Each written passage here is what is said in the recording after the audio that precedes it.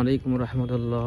আজকে আপনাদেরকে একটা কথা শেয়ার করি, যেটা হচ্ছে যে আল্লাহ রাব্বুল আলামিন আমাদের সকলকে দুনিয়াতে পাঠিয়েছেন তেনার কোনো একটা উদ্দেশ্য নিয়ে।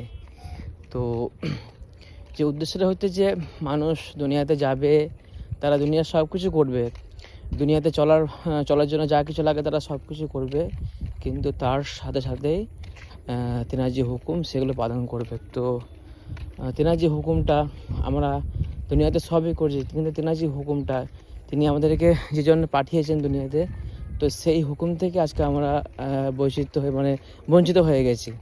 আমরা সব করছি, আজকে মানুষ কোটি কোটি টাকার মালিক, কিন্তু তারা আল্লাহর যে হুকুম তা থেকে বঞ্চিত হয়ে গেছে।